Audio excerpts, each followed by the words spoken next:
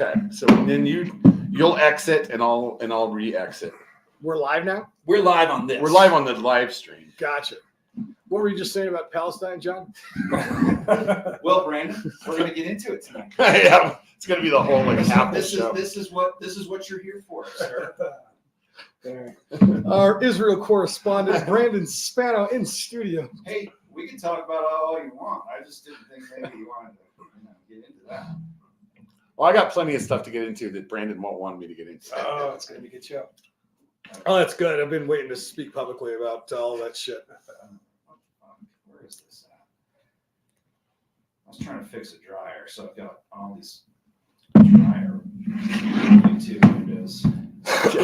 I use YouTube University myself, and I believe I've used it to fix the dishwasher, but not the dryer. I can fix a dryer now. I can, if I got the parts, I can do it. But And usually you can get the parts on Amazon. that's where I get it. Yeah. Yeah. My biggest thing is, the biggest thing though is time, right? Yes. So you're going to say, okay, here's my options. I can call somebody, Yeah. or I can learn how to do it, diagnose what it is so I know what to order the shit, wait for the shit to come in, then try to fix it. Probably have to go back. It's going to take fucking 3 hours. I mean, at the end of the thing, like you've wasted 5-6 hours of your life on this whole thing, and it's like, fuck that. I'm the choir. I'm out.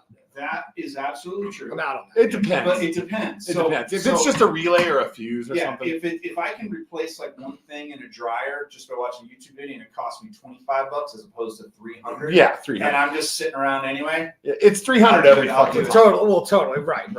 Who was on our show recently that talked about getting a lawn service for the first time? It's like, my God, I've had a lawn service. That was DMAC. D-Mac? Yeah, I think he was doing that. He like just started doing it. It's like, I haven't so. mowed my lawn in 10 years. Oh, it was do the Trumps know how to they have to mow the lawn? My kids haven't mowed the lawn. Yeah, my kids mow the lawn, and I have 3 teenagers. They're my slaves. Yeah, so Well, it's good for you. No, listen, I Wasn't able to had get there. teenagers and they did such a horrible job. I had to fire them. I was like, this is terrible. Yeah. And I said, nope, I'm just going to fucking do it. I'm not You have to watch me though. no. Here's what you do. Yeah, that's a good. Each kid, like one of the kids, will be good at dishes. One will be good at cleaning the garage out. One will be good at lawn. As soon as they do that first job right, congratulations. Until you go to fucking college, like you're the fucking lawnmower guy. Like you fucked up. Like you're really good at that. They'll intentionally do a bad job. Yeah, that's right. Well, that's the smart way to Yes, go. That's how you do it. Okay, So, ready so with this happening? Yep, ready. we're good here, we're good there. All right, you guys ready for your ears to get blown out? Yep. Yeah, that's always real loud. That's how it goes. Got that going, got it on my good ear. Maybe I'll put it on my bad ear and see how it goes. Hello? Oh, I can still. My wife said, "Tell Colin I said hi." Hi, said- Lindsay. She said that. So She's awesome. All right. She's awesome. You outkicked your coverage. I'm ready to go if you are. Big one. I'm ready. I'm gonna give you a thumbs up when it's ready. Are your ears ready? It's gonna hurt. I'll just put it on my bad ear and it won't be as loud. So, ready? Let's do it. Come on. That wasn't really loud. Oh, that's fine. That was not loud at all. I'm gonna do it again. Hold on a second. Jesus.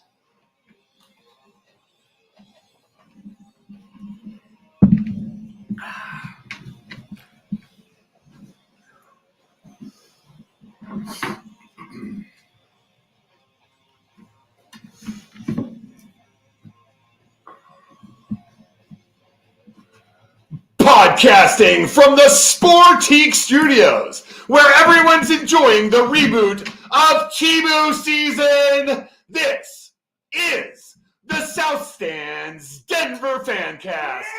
I'm Colin Daniels with producer Scott Stafford, the CEO himself, the founder of All City Sports Network and DNVR, Brendan Spano!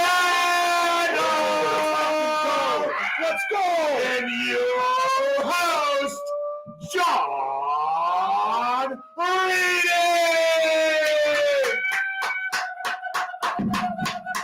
Let's do this! Hey, yeah! Yeah, we're rocking now.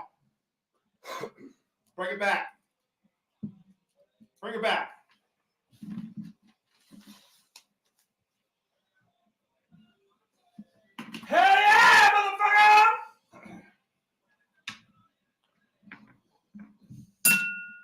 Yes, sir. South Stands Denver Fancast. Ow! I need to fix this mic. It's all jacked. Yeah, that thing's falling apart. I gotta fix that. I don't know what I'm gonna do with it. You got it. Welcome to the show, everybody. Show 303. Oh, Is it really? It is. Pretty cool. 303. I'm What fucking about show 303. Brandon, yeah. you are here on show 303. I find that appropriate. Wow. Brandon Spano, Wow. welcome back to the friendly confines. It's been a while. We haven't done this in a while, but it's great to have you back. You've been on 6 times, 7 times. Yeah, a over the lot of years? times. I think my first show was at the old At the Inglewood. Inglewood location, yeah. South Broadway, and I remember shit we said on that. That was like we would all like lose our all jobs. That we got a lot. like Colin's business would be closed if that was posted now. I don't think Like you would have been ran out of your own fucking family business during that Probably. show. It was a little rough around the edges. It was. The greatest part about it always, though, is whenever you came on, Brandon, you actually had a show at the same exact time. You would skip your own show to come on That's to right. our It show. was like fuck the Brandon Spanish show. But you would. I mean, we'd be what listening was to it. that? I mean, I had to have been 30 years old, 20, 31, 29. I mean, what was that, 12 years ago? 13? Oh, Yeah. something like that. I mean, Yeah, 12. I remember getting into my car and listening to Honey Bear, as we were driving back. Remember good old Zach Foster? Like, Yep. And you would race down Broadway to get to the show. Yeah, it's race down Broadway to get to the show. just like you would race down the hallway to get to your own Yeah, show. you know, you got to do what you got to do. Hey, a lot's changed. And I was thinking about that. And when we had DMAC in here, and I was thinking of you too. DMAC maybe got in a little more trouble, but everyone's come on here and done something kind of outrageous. You get in the spirit, Yeah, right? yeah, yeah. And it's generally involved. Oh, boy. It's generally involved making fun. I won't bring up specifics, but it's generally been involved making fun of other people, Yeah, kind of dumping on. some Yeah, people yeah, who are that's right. That's shitheads, right. That's whatever. right. And DMAC didn't really remember it. He didn't quite remember it. So and I thought a lot's changed. Can you come on? You're like, okay, I'm not gonna take apart some local asshole unless you want to, of course. Mike Kliss. Yes, if you want to, go ahead, please. But I understand if you don't, if you've maybe grown beyond that need to attack, if you did back then. No, I definitely am not attacking anybody. Now, if you ask me about any particular person that just like, Okay, Mike Kliss. oh, I don't care about Mike Kliss. I mean, we're to the point now. There's like these old institutions inside of cities that are, working for cable TV and are, feeding our grandparents information every night. There's no reason to hate on them. Sure. Like nobody under 30 knows who the fuck Mike Kliss is. There's no reason there's no reason to hate on him now. He's surviving. He's kind of holding on to his last gig at the local news station. You know what I'm saying? It's it's almost like God bless him at this point. totally. God Like bless let him. him do his thing. Let him do his thing here. Yeah, That's fine. And everybody always just has nice things to say about him. I just think his online presence is that of like maybe a confused grandpa who's lashing out. It's like it's kind of like he's doing things that like you go, God, that's just inexplicable, but maybe it's by design. I have no idea. But the fact that you say nobody under 30 knows who he is, I think he's a fixture on Twitter. I think people pay attention to him because he says some dumb shit. So do you really think like there's well, no, I mean, like, listen, if you're on Twitter, there's like a certain segment of sports fans that are on Twitter, and they're like diehard fans. A lot of them I consider, what you would call like They're DNVR people. well, like an identity. Well, what we do, all of our networks really go in with the whole, you want the community leaders in every city. Really, and it starts with Twitter, right? And then it could move to YouTube. And It sure isn't as good as it used to be. The engagement on Twitter used to be so much better. There are so many people that don't want to be a part of it anymore because of Elon Musk. They want to avoid being associated with him, so they're not there anymore. I really miss the engagement. It was so great. It's not really because of Elon. It's because of what he's done to the platform. Largely, but also people just don't want to support him. They don't want to be a part of something he's a part of. It's changed though. Don't you think it's changed 10 years ago, Brandon? Like it's the interaction seems to have changed a little bit. It seems like now, yes, you still get information and people provide information, but I guess what Colin's getting at is that that community has kind of fractured. Dude, I could do a tweet up at View House Littleton and have 30 people show up. Well, maybe it's you that's become unpopular. Probably Have you so. thought about Probably that? so. Probably so. Well, you kind of went away for a while. Yeah, And that's the true. thing. Like, I really don't tweet much either. I can't just pull like like our guys can in different cities and whatever, and especially here in Denver, of course. But yeah, I mean, there's still Twitter's still incredibly strong for us. I think YouTube's like much stronger, and it's almost like a social, platform itself. But I mean, I just think that like overall, the fans who want to know everything up to the minute all the time, and that's still like their, and I like I said before, I call them like identity, like they live inside an identity network, right? They identify as a sports fan. It's one of their things. It's like Juan, Catholic, proud father of two, Broncos fan. Yeah. Those are his four. Right. And like on Sunday, Broncos might jump a couple of those. Sure. Right. And so he's going to be on Twitter no matter, even if fucking Colin owns it, and whatever. Free Palestine. Exactly. And so he's going to be on. And so I think like the majority of those fans are still on. And what it really hurts us if it's a bad platform. Right. Because right now, Threads still isn't big enough for you to transfer your resources and your effort there. Oh, screw that. It feels like a bad platform, but the monetization that would happen to YouTube with YouTube essentially, right? So you're able to monetize with YouTube. So you're essentially using, like, I don't know, like, how do you monetize? Can you monetize with Twitter, or is it using Twitter to get people to you? Well, you can now. That's the idea, long term, anyway. Yeah, the CPMs on video are on YouTube are actually larger than they are on YouTube right now. The problem with YouTube, the problem with Twitter rather, is that the engagement is so low, right? So, you might see like Tucker Carlson puts the show up weekly, and you see it from that's what Twitter's bragging about, all the X is bragging about all the time. Look at how many you got. You should bring your show here. But I would love to look at that data and say, how many people are watching more than 5 minutes of that on their timeline? 3 minutes. Those numbers are fucked. I mean, even if they're real, they may be real. He's a huge following, but how, what's the average view time on that? Is it 1 minute and 18 seconds? Like, you know what I'm saying? And that's probably what it is. It's something like that. And so those numbers don't matter, right? Whereas if I would much rather have like a small audience that's really deep, and I bring them over to YouTube and they sit with me for an hour, right? My average YouTube view is 26 minutes per view, right? Or something like that, which we have shows that run that higher. And like, we're able to bring them into the community and culture there and spend time with them, And that was kind of the same approach back when we were at Mile High Sports, and Mile High Sports' heyday with the brokerage shows. It wasn't necessarily the size of the audience, it was the devotion of the audience. Yeah, I think that's right. Let me cut to the chase here. You're an entrepreneur. You're a mover and a shaker. What do you think about Musk? Okay, so we had Adam on, and Adam drives a Tesla, and he was saying, I know you guys don't like Musk, but blah, blah, blah. And I'm thinking, all these guys who are in this business and they're moving forward doing this, they gotta love Musk. But I want to find out what Brandon thinks. What's your honest opinion of it? Now, just lay it all out for me. Okay, here's what I think. Here's what I think of Musk. First off, I think everyone should read his biography. And let me say, it's done by a journalist, and it's extremely unbiased, and it's the same guy who did Jobs. There's some probably pretty embarrassing stuff for the people he wrote on in there. Whether it was Jobs or Musk or whatever. So that's a really good. I just start with that because it's a really good insight into the way that he thinks and the way that he is. And so I think that you just have a better understanding of expectations and the way that somebody operates that way. So I just say that because I think that like my opinion comes from that as the foundation.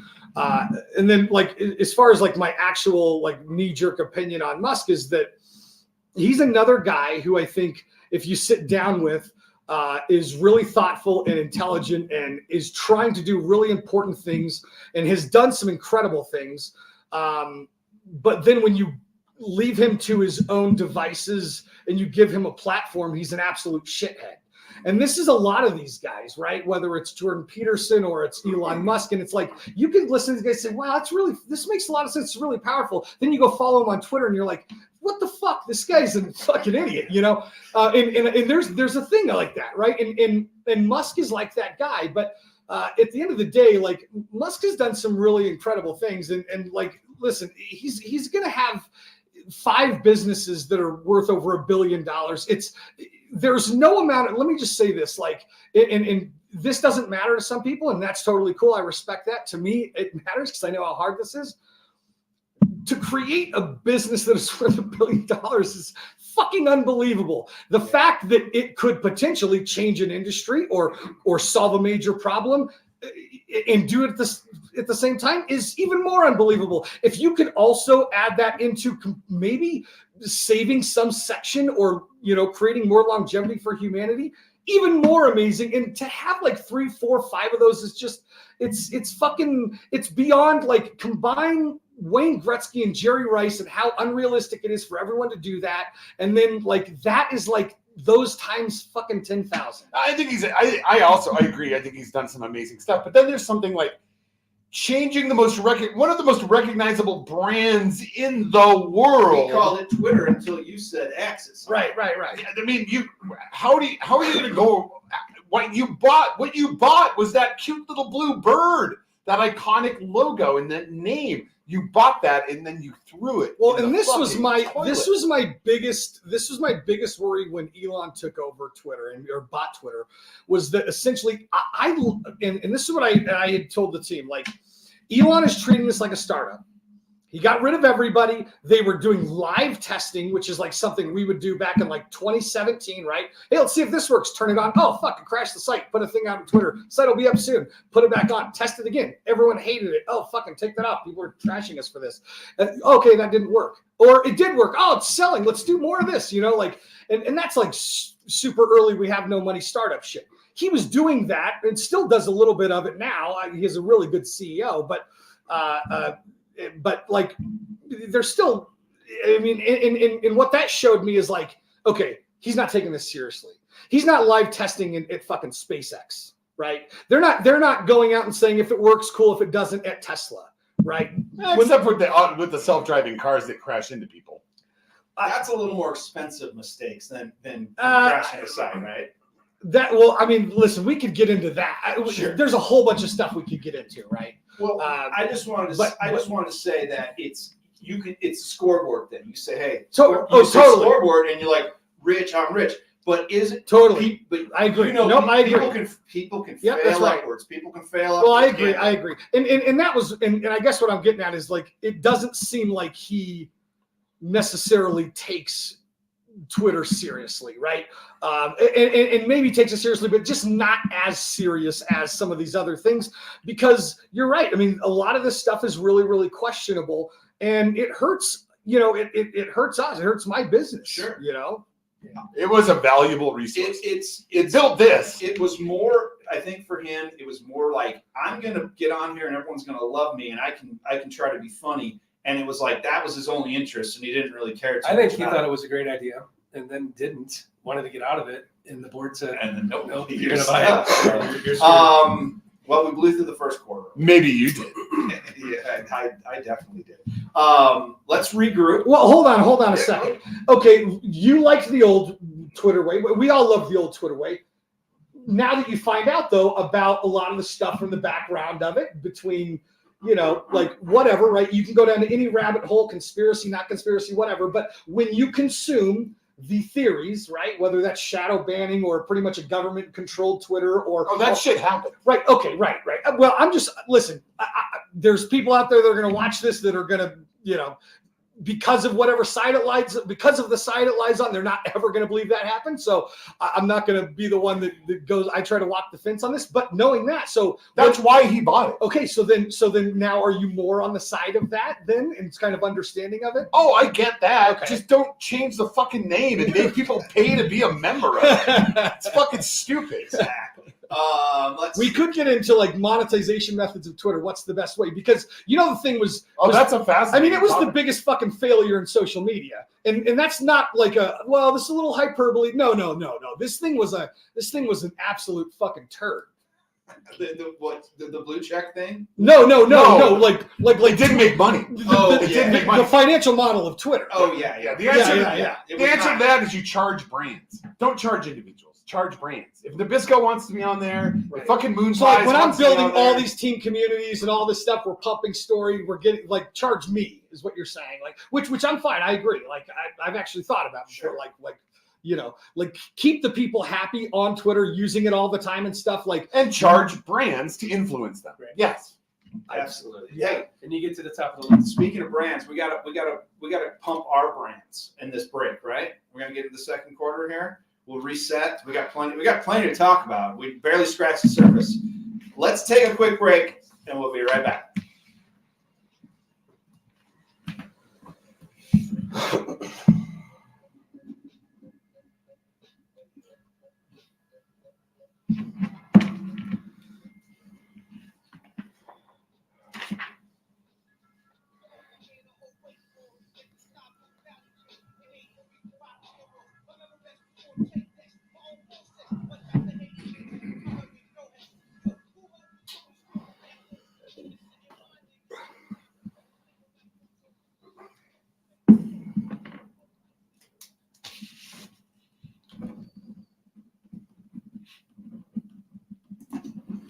Save that. Save project. And we're gonna take a piss. We can get right back into it. We can go right back into it.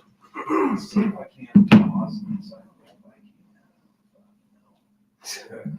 I don't know if I feel like you might be doing what Spanos said we shouldn't be doing. Live testing thing. I can. I'm all about live testing, bro. That's my life. Okay. Live testing, Read right? and then into questions.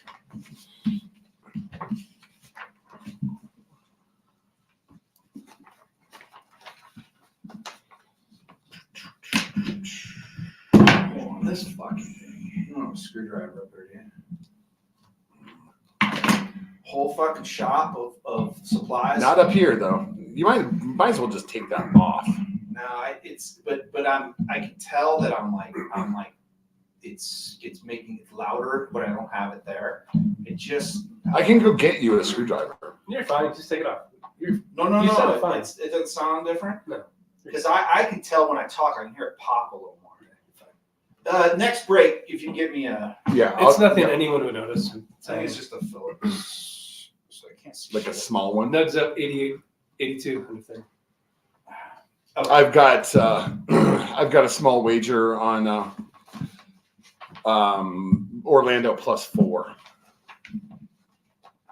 So we'll see. I hope it doesn't come true. Yeah, well, sometimes I bet against the Nuggets. Only against the spread. That's good. Yeah, because that's fine because the Nuggets can still win. I'm Hoping for a close lifetime. I'm up 288 on NBA and down 190 on NFL. That's kicking in the NHL, right? Ooh, baby. Okay.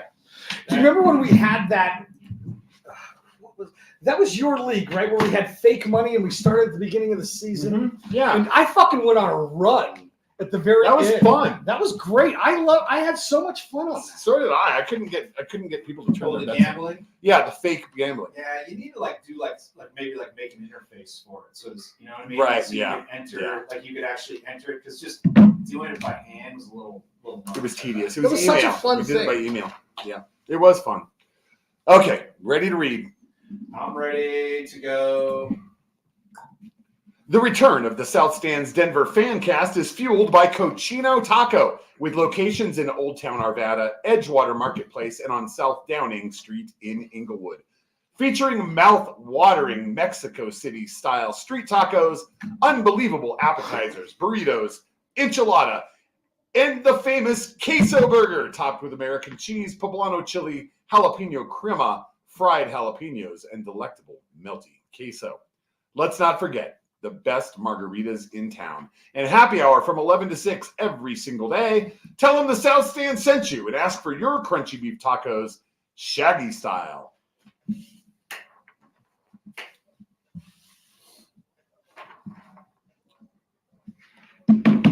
Is Taylor Swift really so damn famous that her famousness makes Travis Kelce's ugly mom famous?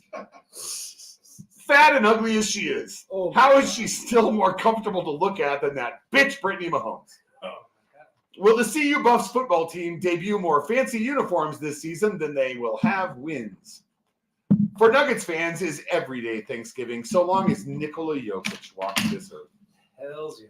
Is the talent strategy at 104.3 The Fan to pair former Mile High Sports hosts with washed-up former Broncos? Has anybody else noticed that you never see Sean Payton and the Grinch Who Stole Christmas in the same place at the same time? Oh, they do look alike a lot. Is Kareem Jackson's favorite Thanksgiving dish asparagus spears? Is his favorite gum spearmint? Is his favorite Britney Spears? When will Vikings quarterback Josh Dobbs be finished with his chemotherapy?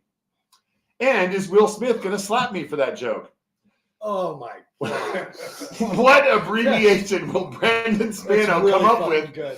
for New York City? You have questions. We have answers. SouthStandsDenver.com, Colorado's finest internet sports talk since 1971. How do you even know Griselda?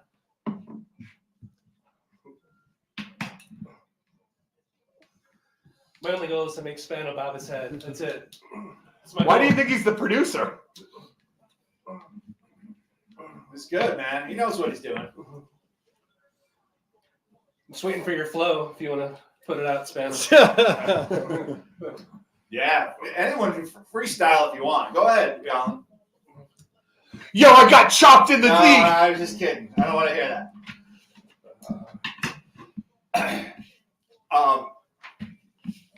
I was gonna say about Kareem Jackson.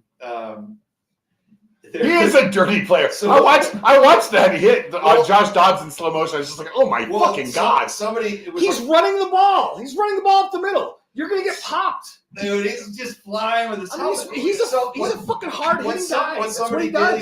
he was like a Vikings fan, but he said anytime Kareem Jackson sees someone with with the ball, and it showed Ralph Wiggum flying through that window with his head first. I saw that. I was like, that's exactly.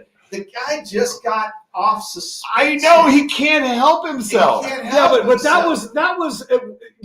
was against a defenseless receiver, which is like a potential penalty. Sure. But if you're in his, you're like, okay, so I can't do that. But if you're running the ball, like there's no rules on where You still can't throw your helmet at a guy. if you're running. He's helmet first. Now, granted, I think he kind of hit him in the shoulder, but he's just helmet first, and he just came back from suspension. They're gonna go. You want to know what's They're gone. bullshit? Let me tell you what's bullshit. A fucking running back running through the middle of a fucking defense straight up at a 90-degree angle, knowing that he can't get fucking hit because it's illegal. That's bullshit. That is bullshit. That would never happen in any level of football. Let me tell you, in football, starting quarterbacks aren't even allowed to get hit in practice. You're not allowed to hit them. You're not allowed to fucking hit them. They wear different jerseys. In the preseason, they don't play them. And now we're to the point with the rules where you have starting fucking quarterbacks that are running through the middle and literally getting hit by 2 or 3 guys head down. And when the safety comes and fucking levels him, then he gets suspended. Like, that is the repercussions. Tell him to fucking slide. He knocked that guy's eyebrows clean off. Wait, hold on. All I'm Hold on a saying- second. I'm very happy for Brandon Spano's success, but man, I miss your radio show. Oh That's my nice. I God. like that. It's- All I'm saying is, if you're already like in trouble with your wife, you don't tell her you're going to Vegas next weekend. Right? You don't say, hey, That by the is way, I'm true. going That here. is true. So you just take it easy. You maybe turn your shoulder a bit. You put your hands up. You just don't go for it like that. But anyway, I thought that little Ralph Wiggum thing was very funny. Switching gears. We'll talk some Broncos. We'll talk some Broncos later, won't we, Colin? Oh, I think we're going to kick that can down the we're going road, to talk though. some Broncos a little later in the show. But Brandon, I want to talk about haters. Can we talk about haters real quick? Yeah, sure. Okay. There was some point, some snide motherfucker said something about, oh, well, yeah, if you want to make T-shirts or whatever, blah, blah, blah. It was a comment about DNVR, and you guys have some T-shirts and everything, but you also have some top-notch reporting and covering these teams. Do you get a little? You don't have to admit it. Do you get a perverse satisfaction knowing that that asshole who said that is in a dying industry and your industry is thriving? Yeah, I mean, Are you dancing on graves, or are you taking the high road? yeah, I mean, you're definitely, for me, I'm not dancing on any graves because I don't know when mine is, right? And so I don't want anyone dancing on mine. And this is so fucking hard that like here's the thing about me that's different than everybody else. And this is what people don't understand. If this crashes, if this burns, if this, for whatever reason, there's a change in the dynamics of the way that people, consume or ads or memberships or whatever the fuck it is, right? If things change and my business model fails, then we go out of business, right? Which, hey, like, I mean, I'm not saying we're on the brink of going out, but right. I mean, it's business, right? Businesses go out of business. Businesses go out of business. And what I know about you is you'll have another fucking business if that happens. You're just that guy. Coaches get fired. Businesses go out of business, right? I mean, who knows? And guess what? If that ever happens, who's the fucking clown? It's not Adam. It's not Ryan. It's not Allie. It's not Eric. It's not the guys. It's not Jake Flanagan in Chicago. It's not Saul Bookman and Espo in Phoenix. It's not, it's not Anthony Gargano in Philadelphia. Right, that's a Philly name, right? It's not Shout out Gargano. It's not John Riskin or VP of Revenue. It's not these people that are really important. I mentioned like really important people in the business, right? Of course. And so, but it's not them. They are like, man. Fucking heard Brandon really. Dude, fucking, when we were at I'm the fucking right. So what I don't want to do is create this animosity where I'm always talking about we're next, you're dead. This is and then all of a sudden like we have problems or we have to make some budget cuts because the model changes and right. That's what happens in business, right? You have to make some cuts more. And then people are now like, I've created all of this stuff and I've talked all this shit and now it comes back at me. You know the line I'm talking about, correct? You remember what I'm talking about? Totally. Okay, you remember it, and you file that one away, right? You filed it away at least, right? So I mean, listen, it's like Tom Brady not getting drafted. Listen, no, we do it. I do it all the time. And you should see what happens in the new markets. People say stuff, and I do. I always file it away. In life, you shouldn't dance on graves. You should just keep moving forward because you never know. What's the line like? On your way up, you got to be nice to people on your way up because you don't know who you see coming back down. Right. Obviously, but filing it away because motivation, right? And you know that there's people out there that are probably like, oh yeah, this is fucking bullshit. They're just selling T-shirts when you actually made something that's way more credible than like the fucking Denver Post. When we were at your launch party that you held down south at that, I don't know. Here it comes. This is a mea culpa time, right? Jackson's. That's right. You had a laptop or several actually on display so people could look at the site. And I'm looking for banner ads. Where's the advertising? And then you said subscription. And I went, oh, Jesus Christ.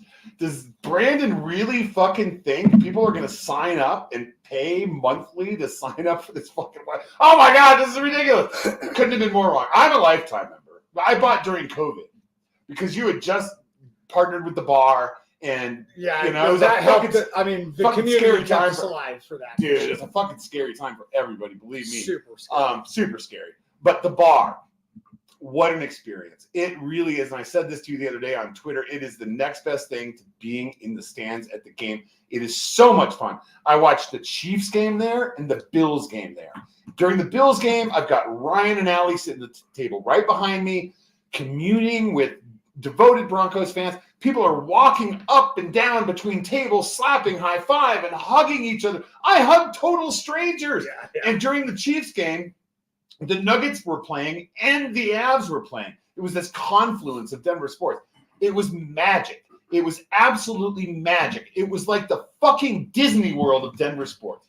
And it's just so cool that it came together the way that it did. And I'm sure your partner in that bar is over the fucking moon about the traffic that he's getting and people drinking and ordering food and just place was packed and just There's rocking. nothing like that, right? Can you think of anything else in the country where there's a news source, a sports news source associated with a actual establishment? Yeah, there really is. I Other mean, than like ESPN. ESPN. Barstool has bars. They're very Okay. different, though. They're very different. They're very detached from the brand. They doesn't feel it's not Yeah, the yeah. same unless they bring in talent or personalities, for a weekend or whatever. So you're right. This is really unique and it's really amazing, right? And that's exactly what I always say too. It's like it's always a home game, right? Even if it's an away game, it's like it feels like a home game there, and it's incredible. Some of my best core memories at this point now are at that bar, and so are a lot of other people's. And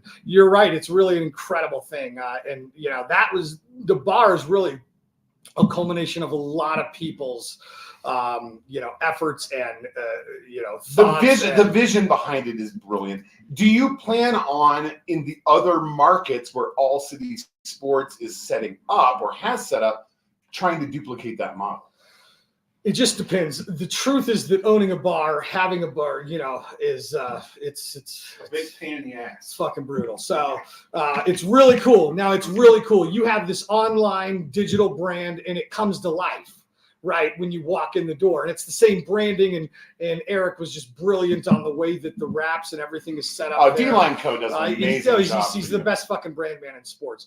And, all that stuff is really incredible. And so it's worth it. But outside of that, like, you really got to nail the partner. My wife has done an incredible job of keeping her hand on that bar, making sure that it operates correctly, and that it's got the right staff, and that it's that there's just she's the direct communication with the bar partner. The way that bar ownership is actually set up, not a lot of people know this, there's an LLC that owns that bar, and that LLC is owned by I don't know why. I don't know. I'm thinking, maybe I shouldn't say that. I don't think it fucking matters. Yeah, you guys are like, you fucking. I'm curious. I'm on the edge of Yeah. So there's a bar partner, and then Saudi Arabia. And that's the people who were operating it before you came in, right? The people. No. We have a new bar partner, and then so this LLC is owned partially by Allie Monroy and Lindsay, my wife, and Allie Monroy, of course, and then there's a bigger portion that is owned by the bar partner. That LLC that they have a joint ownership of owns the bar, right? And then the way that works is essentially there is a license fee that is given to us monthly or quarterly, depending on the season, based on sales. And so, essentially, what I've spent alone, because you All can put City, tires on your car. Just on my Right. vehicle. That's fascinating, because anybody that's been there probably has wondered, how does this work? So it's good to get a little insight. Yeah, because like All City or any ownership members of All City, specifically like me or Ryan, we can't own the bar, and All City can't own the bar. So that was kind of our way to have at least someone affiliated inside of All City that had the best interest there to own, a portion of the bar. Is there, and we're going to get into the second half soon, not quite yet. This is kind of an open-ended question. It might take a bit.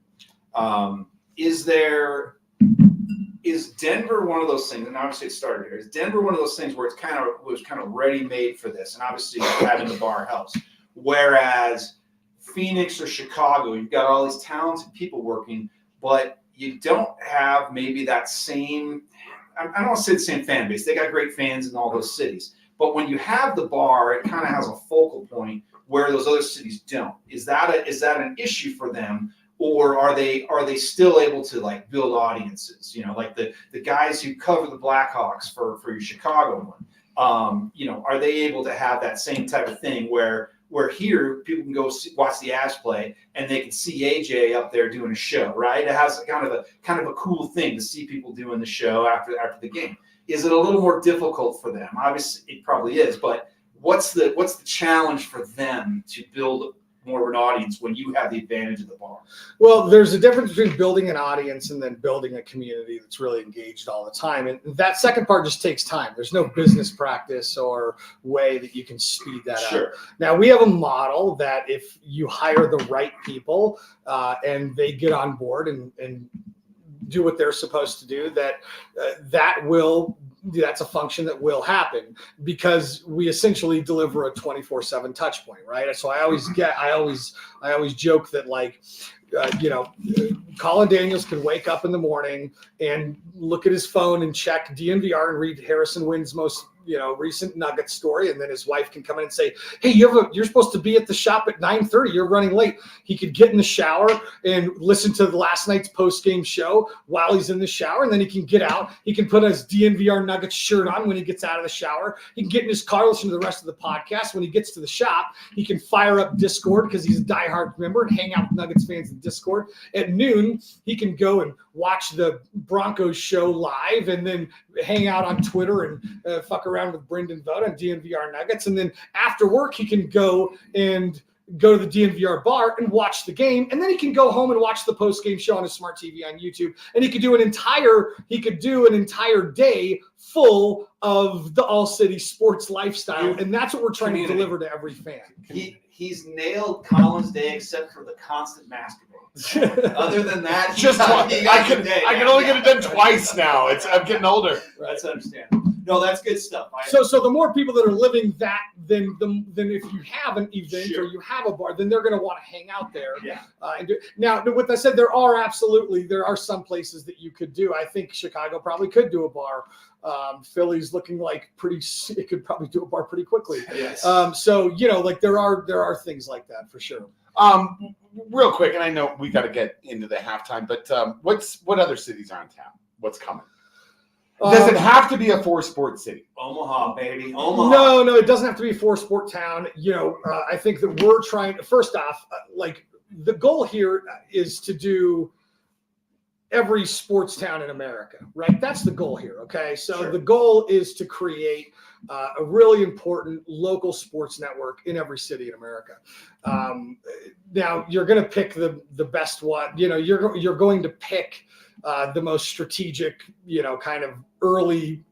The ones Chicago made success. a lot of sense. So there's a reason and a story behind every single one of these. But to answer your question directly, I love Boston, I love Detroit, and I love and I love Cleveland. I think those are the three that are Cleveland would on the eat this docket. shit up. So there's strengths and weaknesses to all those that we don't need to get into. But yeah. So Cleveland's a lot like here in that they are rabidly loyal. Cleveland. They really are. One of the things that's really interesting is that Eric, you guys know my D-line, of course. He actually really was able to see and understand a sports culture and community in Cleveland that didn't exist in Denver. And he actually had thought, hey, and I hope I'm getting the story right because I'm sure he'll tell me if I'm speaking for him on a podcast. But one of the cool things that they had there was they had this T-shirt culture there. And there was all these creative artists that would do things about Cleveland sports and stuff. And he was like, fucking Cleveland, why can't we have this in Denver, And it's a much deeper story than that. I mean, there's this him adapting this Japanese art style at some point, spending time in design in Boston, and there's a whole story behind Eric. We could do a podcast on him, but a really fascinating guy. He's an ambassador at the bar, by the way. He's always there shaking hands. I mean the bar. if there's a thing in the bar, he approved it. Yeah. Like if you're like, he said that wrap should be. This is where he wanted fucking jerseys, right? I mean, the wraps on the pillars, that's it, right? If there's a painting, a certain color of painting, he said, yeah, okay, that's okay. He's got incredible design aesthetics. He's awesome. We should have him on the show. We should. We gotta get in the second half. I have plenty more questions about this, including competition between the cities. And we're going to get into that in the second half. But let's take a quick break. We'll get into the second half. We'll do a little sports.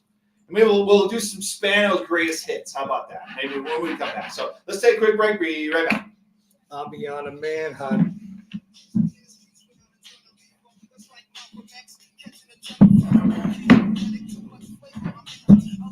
So See, I was trying to expand this in. This is great. A little Illmatic. I mean, you really nailed this. You went from Most Def to Griselda to Illmatic. This is Going into halftime.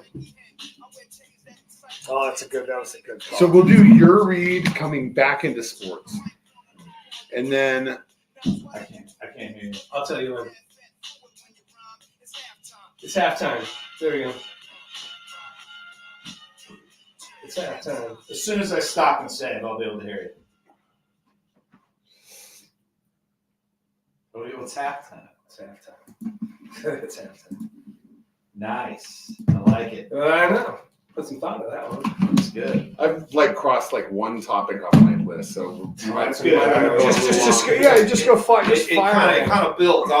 He'll say something. I'll go, oh yeah. What about this? Are we doing Drew Kreisman on this one? Oh my God. Oh, Cameron Jesus Diaz. Christ. Let's do it, dude. Well, I blocked him on talk about everything. that. Don't forget. What are we we're on doing? Here. No, that's fine. We're going. Was Drew Kreisman going to beat us up? I expected the fan lawsuit. Drew Oh, it's Kreisman. It's on there. I mean, okay, all right. Kreisman wasn't on there, but Okay. it is now. All right, we can talk about that. Fuck, man. Whatever you want to talk about. I mean, I don't really care. I mean, I don't think anyone That guy probably sucks, cares. man. He sucks. So. Colin's not a fan. I'm friends with him. I like the guy. There's, obviously some issues. We don't need to talk about that. Who? Drew. Oh. Yeah. I mean, because this is going. I'm friends with Oh. Yeah, that's going. Yeah, so I don't want you to say anything that you're gonna go, hey, because if I could fucking pause it, I'd figure it out. No, it doesn't matter. It doesn't No, matter. it's just because. I mean, I don't have anything negative to say. That was such an impactful thing to people don't understand how, that was a very different time than now. Sure, not very long ago, but still. I mean, you're talking about employees fucking crying and my wife crying and Allie, you're talking about early days we always would call each other a family and stuff. Sure. I mean, and now it's like a business and you can't do this and I know that. people where it's not necessarily a family. Well, and you don't want to just loosely throw that kind of stuff. It really was those first couple of years because you just essentially all lived together all day. You all did, half the time we didn't fucking make anything or we couldn't pay ourselves or, everyone made this huge sacrifice. You pretty much lived this whole life trying to build this thing. And, we didn't the people who were there were all the people who chose to be there and do this. It wasn't like you ran this big hiring thing and picked. No, you just were like, hey, and the people who came, that's who you built it with. And that including me, right? I wasn't the same way because if someone were to say let's pick the best leader for this digital sports, they would have fucking picked me in 2015, Yeah. So to go through all of that together and then you have to fire one of those people. Well, it's fucking, it's awful. It's fucking, there's I think there's still some people still have PTSD over the fucking thing. Yeah. It's brutal. I barely have. I have people work for me that work there for fucking 20 years, and then you'll get somebody in there that's something wrong with them, and you have to fire them. And it's no great loss, but somebody that's worked for you for a long time, and in that case, somebody who's contributed a lot, you've gone through it all together. It's probably pretty traumatic, It's a total drag. There's times too, there will be stuff that people mention. They're like, "Do you remember when?" We didn't have this and this. Do you remember when Andre used to have to do this or and you'd be like, fuck, I totally forgot about that. You think some of the shit that the different, everybody had to do these different jobs and different things. You're like, fuck, and then it almost gives you there's definitely a group of people that are kind of made men, and or made women too. But you know what I'm saying? The old maid, they're locked in. They're not you owe them. They, you're made faith ends. They're gonna.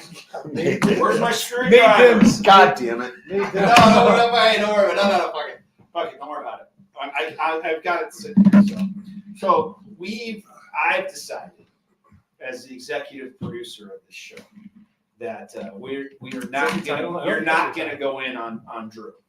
Okay, no Drew. I like Drew. I fucking can't stand it. I know you don't get along with Drew anymore. I like Drew. I'm sure Brandon doesn't want to fucking drag that out. All right. So we're gonna. That's leave fine. it. We don't need to get into Drew. All right, so Well, you're let's- gonna do your okay, read so- now. Right So, now, yeah, for DNVR, for All City, whatever you want it to be. And then go into half And then sports. And sports, right? We do sports. Yeah, what you want to You do? can do Sports. DNVR bar. yeah. I'll do Subscriptions.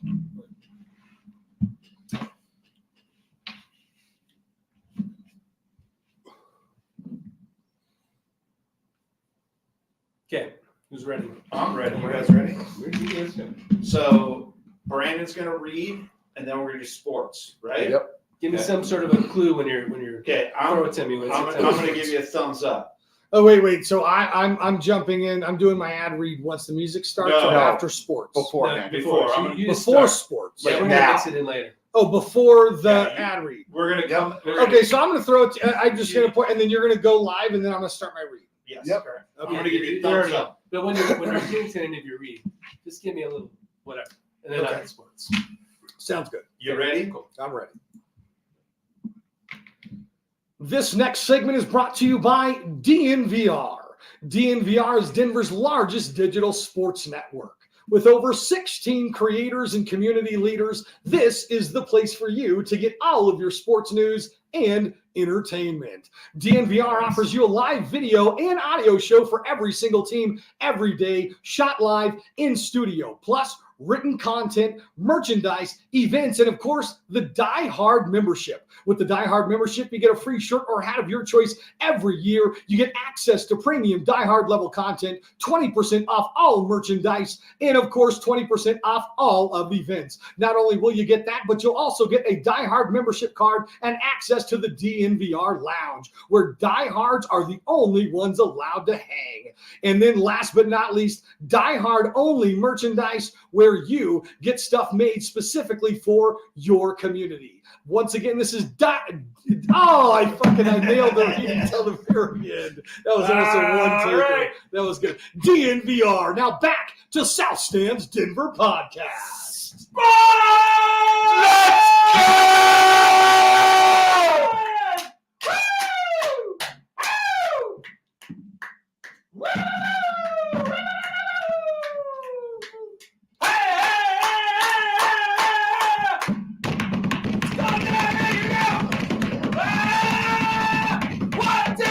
Sports!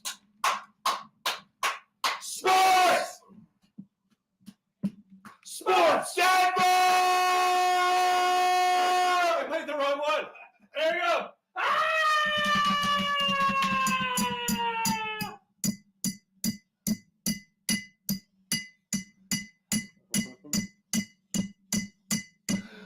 Oh It well. happens. All right, sports. Woo! Technical error here, John. That's all right. It worked out fine. I think the one that we've always used is It's edited, it's isn't an it? I edited it. Sports. Yeah. I'm playing it from like the normal one. I don't know. Went bad.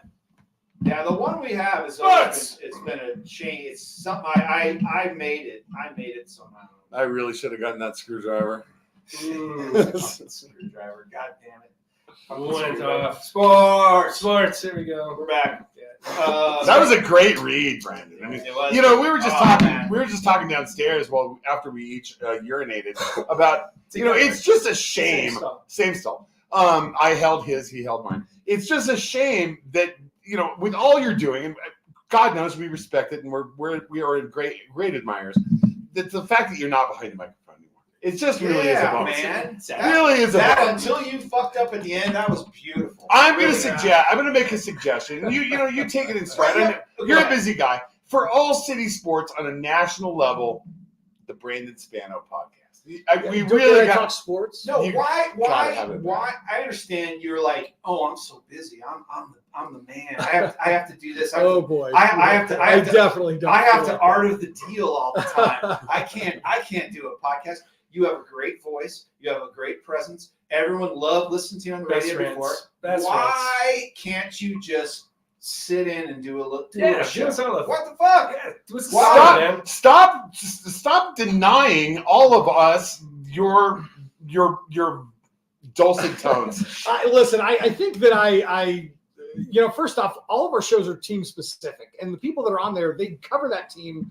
Like, that's all they do all day, every day. If I get on there, I just feel like I don't have, like, what am I doing there? Like, I Well, can't it's go in different. and talk Nuggets The- on the the- Nuggets pod or the- Avs with the Avs The guys. one Like, podcast that's not that. It's your, do like a Jim Rome kind of thing, right? Yeah, I mean, There is somebody does one that's all the sports, right? He does one that's all the we have each market has a weekly Like kind of a Denver recap. Sports Show, Phoenix Sports Show. I'm not even saying you crash that. We're saying you should have your own thing. Doesn't have to be fucking long. I know, but You then can I gotta have more. sports takes, and I gotta, and that means I gotta know things, and I gotta talk about the, because then I have to have like real opinions, and the thing that I don't miss about sports talk is having to force myself to have an opinion about something. I understand. And then what happens is what happens? This thing happened at fucking 3:00 today, and you're on air at 4:00, and then you have to have an opinion about it, and you just riff on it for 30 minutes, and then you get more information tomorrow morning at 9, and you realize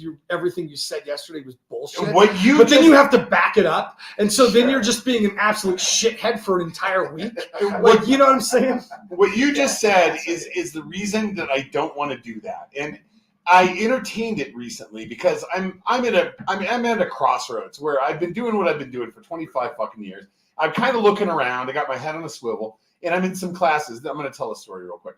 I'm in some classes at ACC trying to finish my associate's degree, and Love that, by the way. Hey, let's go. Let's go. So give it up for education. So in one of the classes, I had to find somebody whose job I want, interview them, ask them questions about how they got there, et cetera, et cetera. So I nominated the mayor of Denver. Haven't been able to get him on the phone, and part of the assignment is this interview. I haven't been able to get it done. So I switched horses midstream, and this was due a long time ago, but the professor gave me extra time because it was so lofty. Haven't been able to get Mayor Johnston on the phone. So I switched it up, went to Indeed.com and wrote it, Sports Talk Radio. Boom. The program director job at the Fan comes up. I know the program director at the Fan is Raj Sharon. I know the guy. He's a friend of mine. He's in my phone. So I texted him, Raj, call me if you have time. So he called me. I was like, dude, why is your job on Indeed.com? He's like, oh, I left like 10 days ago. So He's not there? No, he left. Oh, shit. So Raj left. He's not there anymore. But I asked him to pretend that he was so that I could interview him, ask him how he got the job as the program director of the Fan, et cetera, et cetera, et cetera. And he agreed, did the interview for me, worked out perfect. I got a perfect score on and then I fictitiously applied for catered a resume and a cover letter, and fictitiously applied for the job and fictitiously interviewed for it. But You did? I did. Oh, you should have fucking recorded that. During this process, I That would be realized incredible. sports talk radio has always appealed to me, but the idea of doing it every day. This is fun. Once a week. The idea of going into the studio and grinding away every day and talking about the same subjects and kicking the same dead fucking horse day after day does not appeal to me. That is an elaborate thing. I just went to the jizz mopper at Kitty's, and he wouldn't even talk to me to interview for his job. But he would just was like, no, I ain't gonna talk to you. But no, we talked to DMAC about that, and DMAC was like, yeah, some people think they can come in and their once a week thing and do this, and he's like, but can you do it every day? And that is a grind, and I understand that. That's right. I'm not saying you do this every day, Brandon. I'm just saying, maybe Yeah. once a week. Yeah, Have a little and then the other check-in. thing is, like, I'm State of the really. Union. Insert some rants. The other thing is like I am, and this is boring, but like I'm really fascinated by the business of sports and particularly media. Sure. So I would love, like, if I were to do another podcast, like I did a DNVR Biz podcast. I remember that. And I loved doing that. I think the best one of those when you had your wife on, Lindsay. I remember really? that Yeah, she's podcast. great. She's so amazing. Isn't you could That was you short-lived, could, that you was could lift awesome. the curtain, right? Like kind of what you've done. You kind of explained some of the things today. Totally. You know what I Talk mean? about some things that are going Yeah. on. Yeah, in business. Like I I like like people that. being- Yeah, I like that. You only Then did, like, you can 6 start or 8 screaming shows. it I truly, I think I listened to all of those. It was short-lived. But That was really cool. good. That was cool. Okay, that's good. Let's talk about the elephant in the room, the thing that I've been wanting to ask you about the most, either in person or in this case live on microphones. When Denver Sports / 104.3 The Fan, which I just discussed, lifted your logo and basically tried to mimic your entire thing, which I thought was a beautiful thing, because after everybody rolled their eyes at you, here is the biggest station in town. It's quite a compliment. Quite a compliment. Imitation is the sincerest form of flattery, unless they just fucking straight up steal your logo. So how did that all work out? I mean, I'm sure there's a lot of it that you can't really talk about, but give us some insight on what went down with that whole thing. Yeah, I think, first off, I think that, when it comes to this business, I don't want to speak for all businesses, but it's probably universal. If there's someone that you believe, and I say it like that because we never, just for clarification, we never, and I mean never, do something because we think it beats somebody else. We never look at anyone in any city that we're in as a competitor and try to do something to take market share or something. We do not see, and You're creating something unique. That's Doing right. your own. We're creating something unique. We have a fan base that we're trying to serve, trying to bring the best people on this thing to fit inside of this model to serve them. And we're trying to do every single thing every day to make sure that base is happy. And we don't look at anything else. And what happens is other people view that as a threat and they start acting super weird. And, and what you can do in that situation is you can either say, we're going to be friends and get along with these people. Like we have a really great relationship with Altitude, for example. And by the way, that radio station is doing a great job. We root for them all the time. They mention DNVR all the time. There's no reason for us to like, they're on the radio, we're digital. There's no reason for us to want Altitude to do bad. Why the fuck does that make sense? Right? Yeah. Like if you listen to Altitude every morning because you love Vic and now you listen because of DMAC, but you also love, depending on the season. What a coup for them, by the way. Oh, it's incredible. Incredible. Not only that, don't even start. I mean, you should, it's not even DMAC. They got fucking Sean Brennan, who was probably Sean Brennan is arguably the best revenue generator in sports ever in Denver media. They got him from Bonneville. No one knows that. Altitude guy, Bonneville. That's because he's a behind the scenes. Bonneville let him go before they let DMAC go, right? And this makes me understanding the whole dilemma. I wonder why Raj left. Yeah, Push it in perspective. I'm not going to touch that one, but Keep going. But so at the end of the day, like you can either do that or you can just have this kind of full waged war, which is what radio stations do. Here's the thing, you guys, radio stations, they've dominated market share from inception. For decades, they have owned everything in every community. They've never had to try. They've laughed at everything. Everything's been smaller than them in a joke. They used to say, hey, don't be mad at the little dogs. It's the little dog's job to bark at the big dogs, right? All this stuff, right? Then when someone actually shows up and they are starting to, right? It's like, oh shit, like, these guys get more YouTube views. They have a bigger pocket. They're cool on social media. We're not. All this stuff's happening. They start freaking out. And it's like, this is we're getting, we got sued in Philly for hiring Anthony Gargano from Beasley, which is like the Bonneville, except they're the East version of Bonneville. We obviously have the suit in Denver here with Bonneville.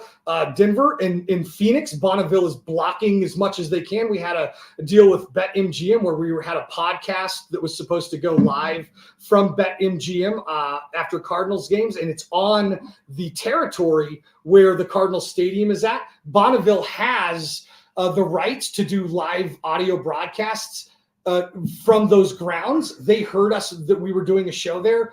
They forced Cardinals ownership to call MGM and block us from doing shows there. They also blocked our tailgate from happening there, right? We have Odyssey. We also have Odyssey sending out corporate memos saying if you talk to All City, it's a breach of your contract. So we are getting as much pushback as we can from radio stations, and we're not trying to damage we don't give a shit, you know.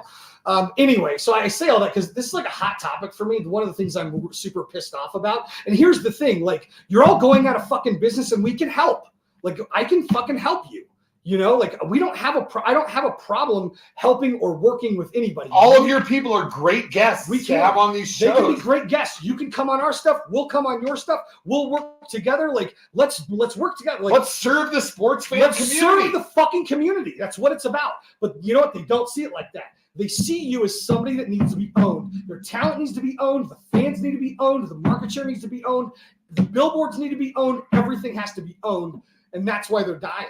Is like the Denver Post corporate owned, fucking hedge fund owned, same deal? Are they kind of the same? No, because the newspapers are so far down the alley now that they're like, so they're even lower. Well, they're just like the newspapers are at a point where you have to root for them.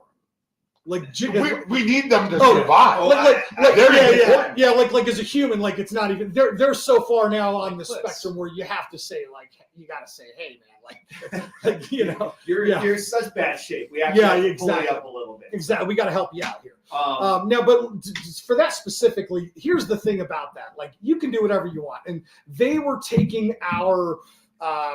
They were taking our templates and our thumbnail designs and stuff, and there was always social media stuff, right? I mean, and they would get slammed for it on social, and it was on and on and on. And we never said anything. We didn't care. That's our whole thing. If you've noticed, like, we don't speak bad about anybody, right? I mean, it's MO, right? And you could go to any network.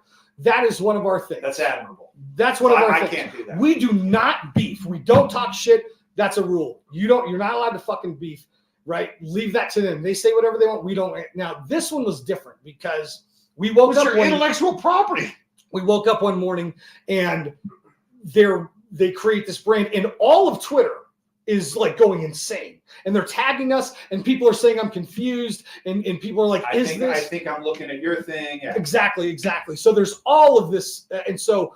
I'm like, okay. I was one of them, by the way. I jumped right on that. I'm at first thinking, like, how is this a thing? And I think, like, and then Eric was like, this doesn't feel right. And then, like, as it got heated and we started looking, and then we started seeing more responses, we were like, this is. And then let me tell you, for me, like, I think there was a different straw for everybody. For me, the straw that broke the camel's back was I searched DNVR Sports on YouTube, and their ad came up. They had a certain, which is to create a brand that looks like ours, and then advertise under our keyword it. Usurp it. Oh, I mean, they were done. They were done when they did that, right? Now, here's the thing that in like all I can talk about this, right? Here's the thing that people don't get about us, and I'll just say that. Here's the thing that people don't get about us, right? Tread light. Yeah. Is that we spend a lot on trademark, right? Sure. I mean, we are dealing with, right? If you look at our merchandise, if you look at the way that we create things, we have to make sure that we aren't in violation of any trademarks with leagues, teams, players, right? And if you look at our stuff, there are people like, when I'm raising money, investors will say, like, how do you get it? And I'll be like, well, I'll explain the process and tell them how we're not violating any laws and what our, process and procedures look like. And we have, it's incredible trademark attorneys. We spend more on that than anything else. And so when this radio station comes, now you have this rich Mormon station that has their, a lot of resources, and they have in-house counsel, and they are thinking, hey, to us, and especially I'm looking at this, they're saying, we will disrespect this. We'll create a brand that looks exactly like this. We'll target their name. We don't give a shit. We'll bully you. We'll bully you, right? Your buddy Raj signs off on it, and then then they come at it, and then we show our trademark counsel, right, who has who has dealt with NFL, NBA, XL, you name it, the city of Phoenix, right? And we got this radio station, and we know based on their actions, they don't know what the fuck they're doing. We know, right? And guess what? It's on.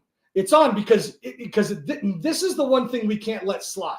You cannot come over and then literally try to create a brand that looks like ours, confuse the marketplace, literally keyword us. And on top of all of that, your entire message is always negative.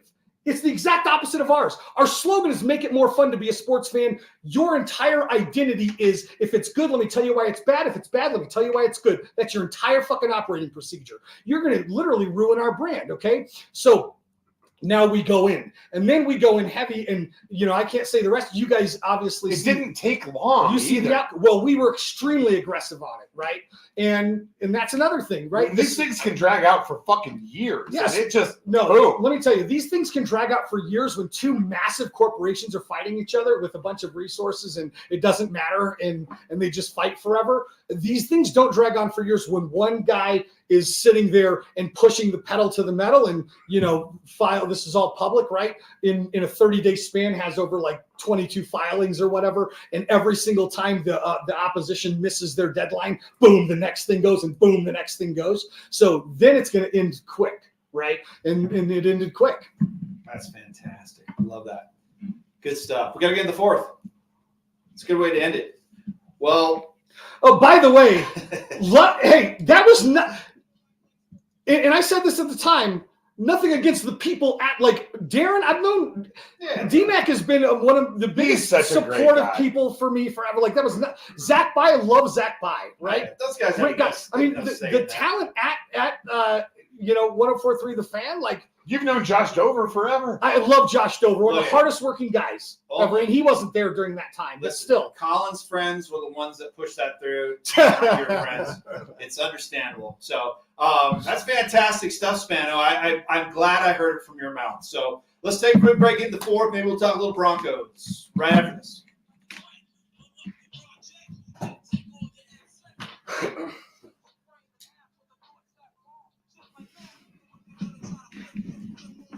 All right, I'm gonna piss one more time. By the way, that CEO, the new CEO that Bonneville named, one of the biggest fucking idiots of all time. Well, Raj left for a reason, and he didn't want to talk about it, but he left for a reason. So maybe it's that CEO. But he did. The one thing he did tell me is that he had absolutely no influence on whether they got rid of DMAC or not. So I was like, dude, how in the hey, don't forget that. I was like, dude, don't how forget in that the stuff. fuck do you get rid of DMAC? I mean, he is the voice of sports in Denver. What the fuck? It's ridiculous. It does not make any fucking sense. Hope you get the job. Yeah, I definitely didn't get the job. So let's do this. Because I don't see being able to work headlines into the conversation, let's just do read, headlines music, headlines, intro music. Okay. 100%.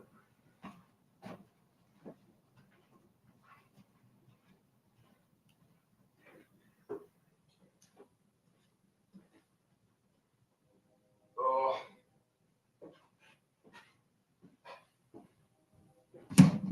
Proud of you, man. Oh, thanks, man. Cool. It's really cool.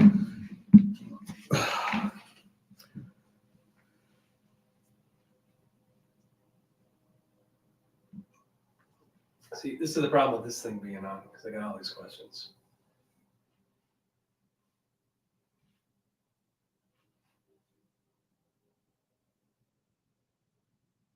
Dang it, Nuggets lost. Did they really? Yeah. Lost by 5 at Orlando? My God. That's a problem.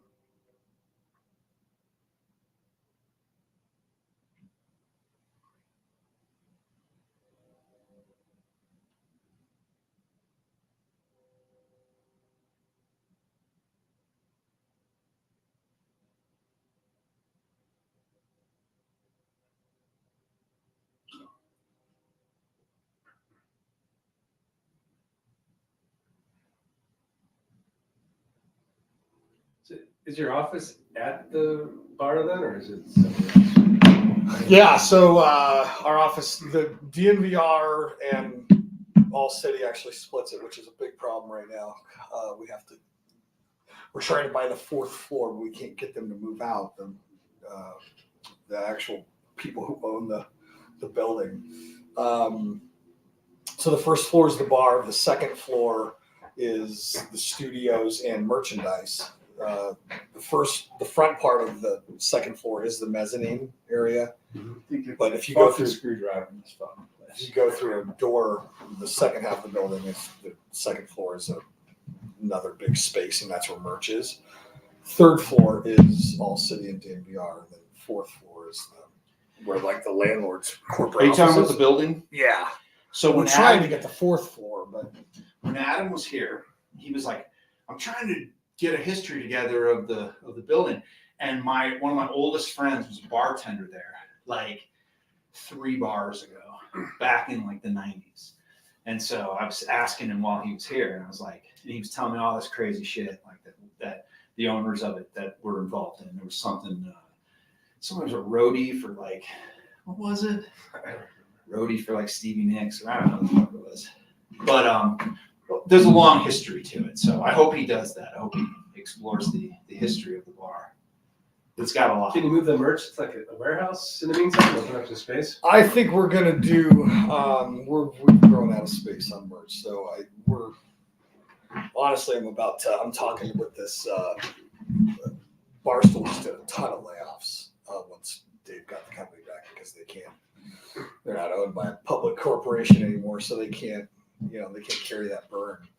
You must have wanted to put Maryland in a fucking headlock during all that. Yeah, I wasn't sure how much you had to do with it. Had to do with it. I'm generally pretty, and I would say this on the show. I generally don't speak. Well, not generally. I don't speak negatively about Maryland at all. Really. I like him. I hung out with him in Vegas. Those guys. I was at the Westgate, and Mile High Sports had he and the guy who used to be with Robin Carlin, Doug. Doug Otto. Yeah, they had a dugout. They rented like a space, and I hung out with those guys. James is fucking awesome. I like him. Yeah, He's kind of caustic, but that's intentional. my thing is he's like I think the way that he does media and his online personality and the content he creates, I think it's just, He's a contrarian. I just don't. I think it's I would never allow that kind of thing under my brand name, but whatever. But at the end of the day, what it comes down to is do I exist if he doesn't? And the answer is probably no. Probably right? not. Probably not. You owe him a little bit Right, of right, yeah. right. Sure. That's understandable. So that's a thing that you have to. I think in life and in business, you have to remember that stuff. Who gave you a shot? And then I was a huge pain in the ass, right? Remember, I was in this guy in his fucking 20s and early 30s. Oh. I was talking shit about everybody. I was saying controversial Always shit. getting in trouble. I was always in trouble, right? And he lived through that whole thing and I should have been fired. I should have been fucking shot into the sun, and I wasn't. And so it's you can't do all of that and have someone put up with you for that long, and then all of a sudden, not have all of a sudden go back and some just start publicly chalking shit to him. That's not right, No, that's understandable. All right, so we're gonna do read, headlines, music, go. My thing is that I realized at one point that it was super negative, and I was like, you know what? You have to at least make a joke. If it's not, maybe it's at your own expense, maybe it's about something else. At least try to put some humor in it if you're being negative, because otherwise the negativity it's just a drag. You know what? It's not healthy, So if you can be funny about the fucking, the Avalanche giving up 2 goals in the last 30 seconds, yeah, fuck yeah. Might as well be funny about it, because otherwise it's depressing. So. Well, Peter Burns used to talk about that. And, he would say hey, do you want to what are you going to build your career on? What are you going to build your name on?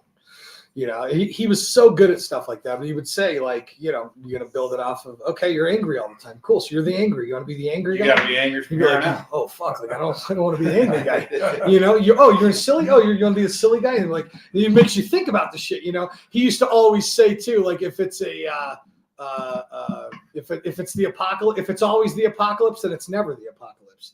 You know, and that one got to me because I would open every show like, DJ Williams, like, it's unbelievable, this, you know, and you'd be like, hold on a second, like, at some point, like, this isn't going to work, right? I can't be that mad about everything always, right? Can't be Dino Costa. Yeah. All right, we ready? That was a talented guy. Like, as far as chops, Oh, for sure, yeah, definitely. Yeah.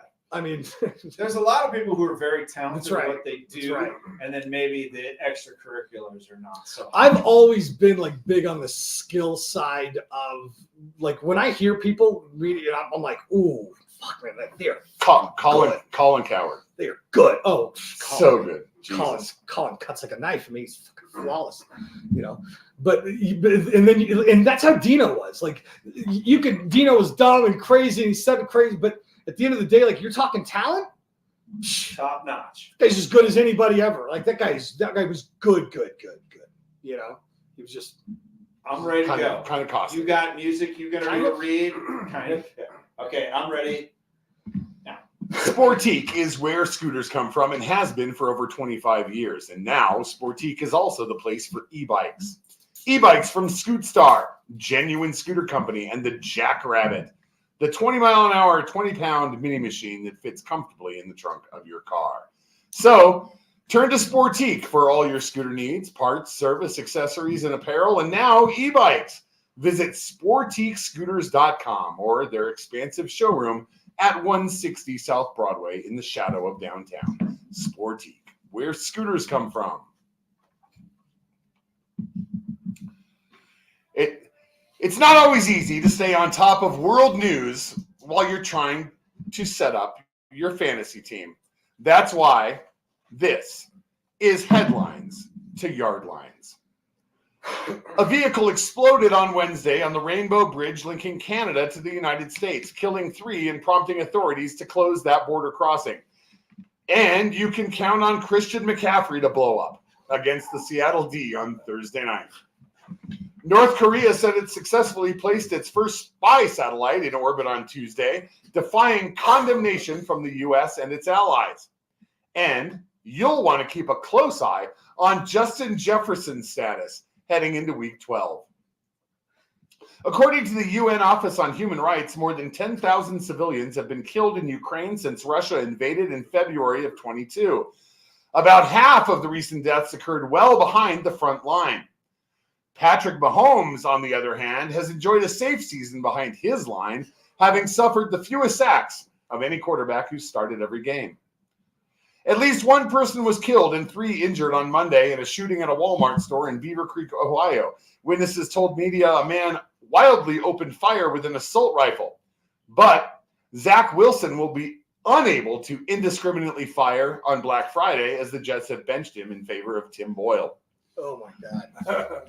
At least one person has been killed and multiple others believed missing in a major landslide in southeast Alaska, state officials said on Tuesday. And on Sunday, you can count on the Broncos' improving defense to bury Broncos quarterback Dorian Thompson alive, making them a great streaming option. Israel on Monday released security camera footage showing Hamas gunmen who crossed into Israel chasing people, and one can be seen executing a woman at point-blank range. Also, you could blow your opponents away with Dallas Cowboys stack against the inept Washington defense.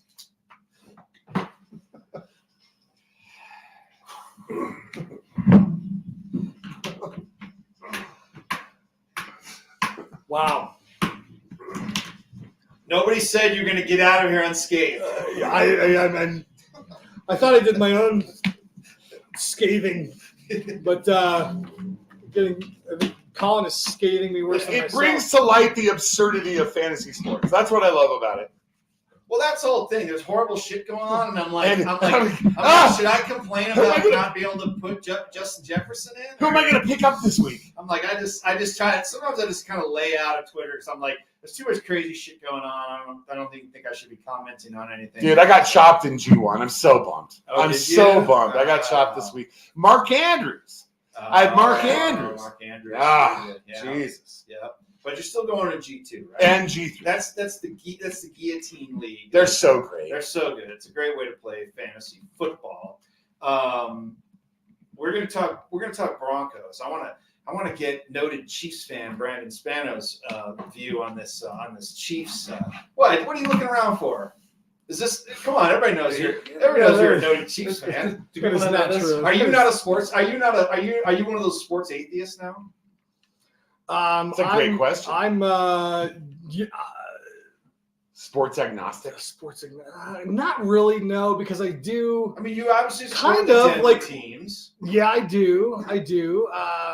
When the Broncos played the Chiefs a little bit ago, who were you rooting That was a great win for the, Of course, I but mean, who that was were a you rooting great for? win. That's a tough. No, it's not. It's up top. Who were you rooting for? We know the answer. It's fine. I'm not rooting It's against okay. the. Here's what I say. I'm not a great sports fan.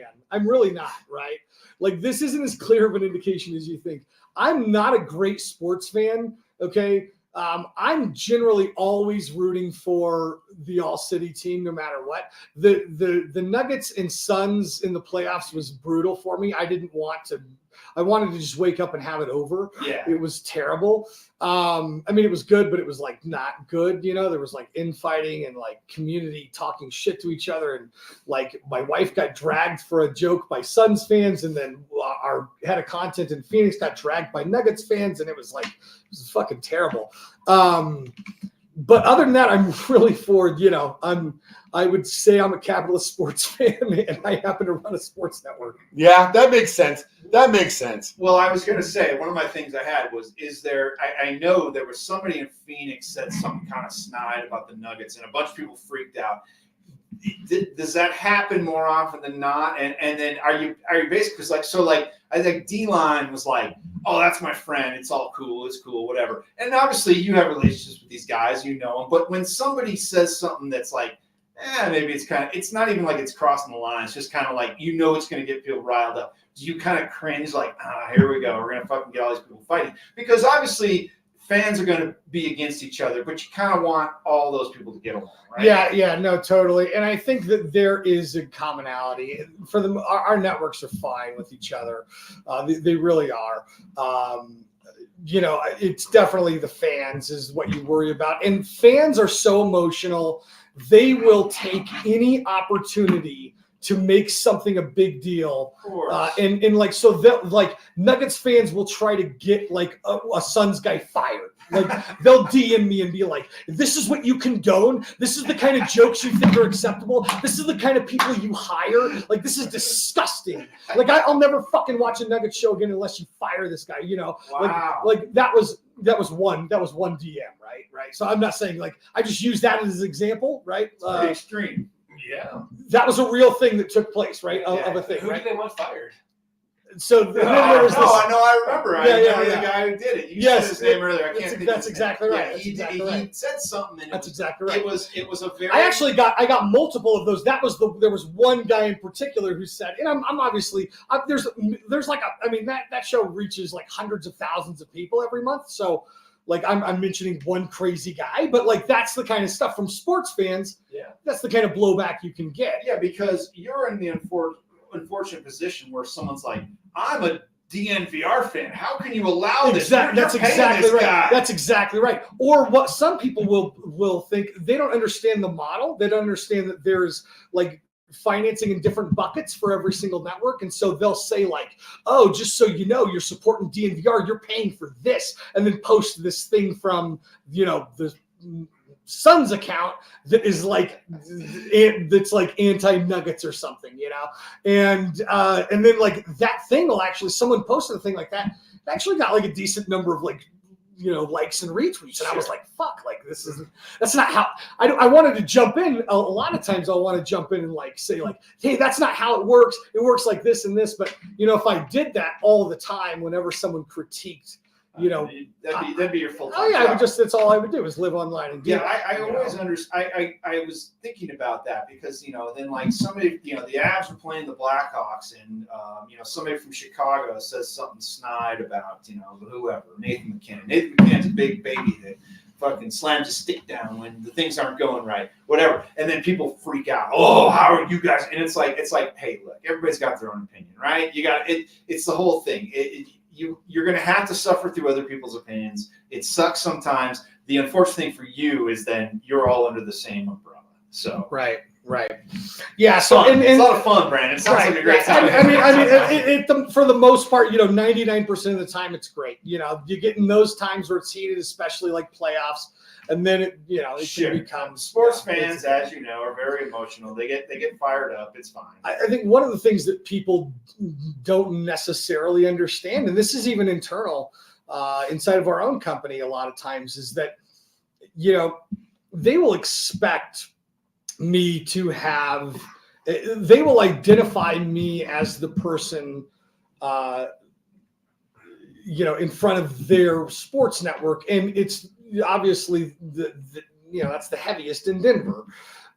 And so I'm supposed to have like a Denver slant to this particular person. This is supposed to be the most important to me. I'm supposed to be the most prideful about this.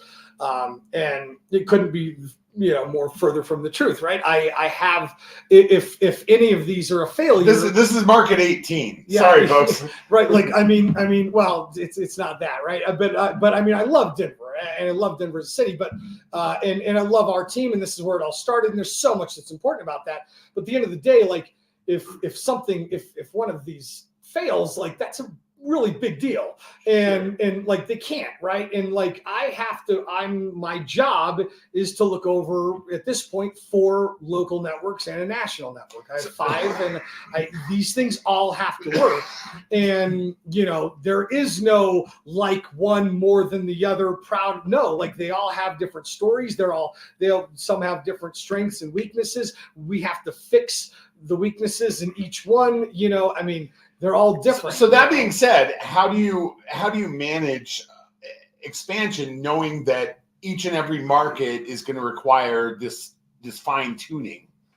And I mean, if you expand too fast, you've got to be worried that you're going to water the product down and it's not going to be good, and that's going to cause the whole fucking house. At the same time, you just got some money from Andre Iguodala's group. We could talk about that.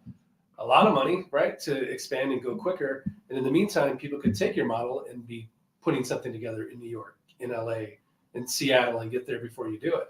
So, they can try. Yeah, they can try. I don't agree that it waters it down, because every city is its own thing. Correct. But if you go into cities too rapidly don't do a good job and get the right people, that's with everything. Then it waters it down. But I'm just saying, if you're like, hey, let's go to Oklahoma City, and it's kind of like, that's not really working. It's no different than if you own a restaurant chain and you're looking for more markets to expand in. If you don't make sure the product is of the highest quality, you don't make sure you get the best people, then it knocks the reputation of every other restaurant you have in every other city. It does. And like, I think there's different phases. It's really interesting, because the things that are important to us now, we didn't maybe even know about 2 years ago, and the things that were important to us 2 years ago we look at now as just a standard part of the operation that anybody should know, or something like that. And so I think like what happens is you grow, and then you kind of get to this tipping point where you're like, oh, holy shit, this is a lot. We got to slow down a second here. And, because I'm always pushing. I'm pushing. That's what happens. And if anyone slows down, if I'm generally not going to be receptive to slowing things down. I want to make sure I get it right, but I'm not going to talk just to talk and do meetings just to move fast and break things. So, and here's the thing is, at the end of the day, the fact is you're never going to have a perfect launch. You're never going to have a perfect platform. You're never going to have something that has no problems. So get it right. Get it as much as you can. Keep trying to get better and better each time. Fucking launch the thing, right? Get it open. Get the fucking people. You know the deal. And then like, let's go and we'll fix some things So as it goes. you Now, got well, let me great just people. say this. Like, with that said, there does get to a point where you, like you said, you kind of overextend based on the team you have. And you say, okay, you have to know as the leader at that time, hey, listen, like we can't keep pushing right now. We've got to, right? I call it build and fix, build and fix, build and fix, build and fix, build and fix, build and fix. And sometimes that means build, and then fix. Oh, we're all fixed. Okay, time to build. And and like so right now we've launched 2 networks in the last 75 days, and now it's time to fix, right? And so we have some things where we need to get better at programmatic. There's some all kind of odds and ends stuff, right? And we're going to go in and get better there. And there's post-sale stuff in the sales side. There's all kinds of little business things that people don't really know about. And we have to get better in these areas. There's certain markets that need help in certain departments. And once we get all of that fixed and we feel like, hey, we're all running, this thing's rolling. Okay, now let's take this application. Let's open the next one even smarter and better, And so right now what you'll see is like, we won't open another thing. You're not going to see that for the next, however many months, right? And we're going to lock down here as a team and fix this and get this right to where everyone feels confident in the way that we're Not unlike Sean Payton. Did you and this isn't like a criticism of what you were when you were like 29 years old, but did you like watch a Tony Robbins thing or something, and all of a sudden you were like, I see the light, I know what to do? What kind of changed for you where you all of a sudden you were like, I think I see a path forward, I'm going to do this? Yeah, so I answered kind of this question a little bit on Twitter, and then I ended up feeling bad for it because, you can never, I'll tell you why, but, because there's so little context you're able to provide on Twitter. Sure. Right? And so I know that if people read it, they were like, And this all started as the Brandon Spano network. yeah, exactly. But I did early on, there was a point in 2014 where I was having these visions. And I just kept seeing this, and I launched, I don't know if you guys remember, but I launched like in 2012, 2013, like kind of a soft launch of the Brandon Spano network with kind of there was like 2 writers and I had a female co-host on the show. I remember, and she was sure. doing Yeah, stuff. okay. I remember And it was that. I was feeling my way through, okay, what's this going to look like? And we weren't really sure. But I would work all night. Even back then, right? That's the one thing about me. I've always had a really unhealthy relationship with this career, right? And so I would, and then eventually, kind of fast forward, I felt like, okay, I think like I have this model down. And it was really this kind of mixture of like, SB Nation.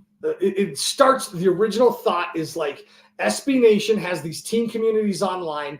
They're crushing it. Every time I would like build my shows, or even the shows I had, someone else on, because I owned all this commercial inventory by the time I launched BSN Denver. Not a lot of people know that. But the SB Nation sites would always come up first. They'd fucking like beat the Denver Post. And I would be like, dude, how is like Mile High Broncos beat?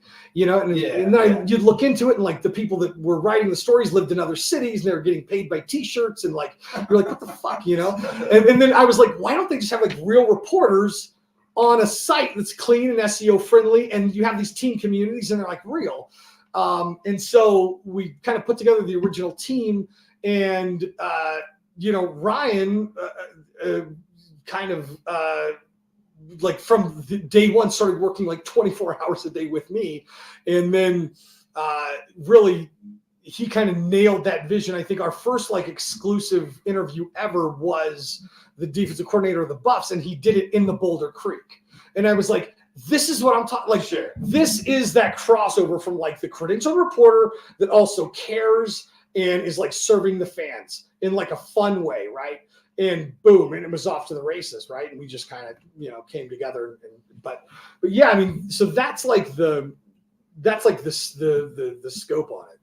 So we get we're And then a million, you know, and then so many people come, right? sure. Because like, and that's why you feel bad, because it starts with my vision, and it's like, but then like, right? Because what happens is you get better and better, and then you know people build this with you, and it's their blood, sweat, and tears, and then you know, and then like you eventually bring on Eric, and he gives you a brand, and he launches merch, and then you know you bring on Adam, and he has this vision for like video shows, and we finally have the Nuggets community, which we never had before, and then you know each time you know then you get a bar, Nuggets community. right?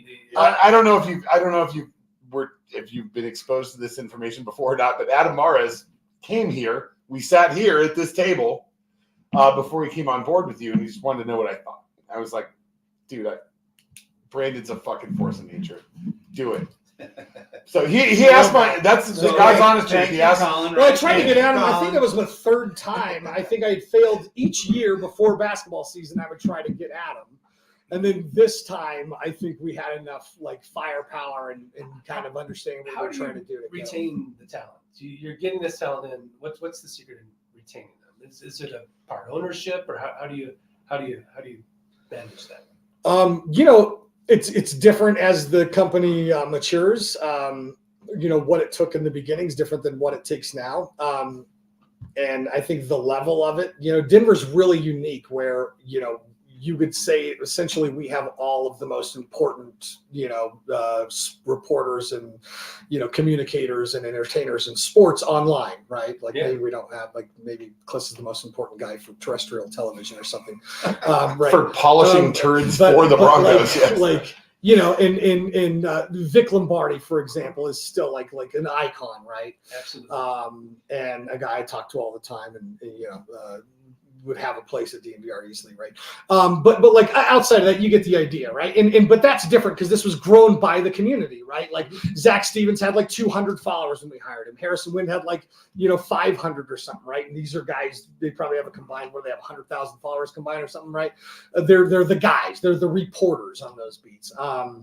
So a little different. In the other markets, you go in and you're trying to get really the top guys kind of from day one. And the big thing right now is that the barrier to entry is gone.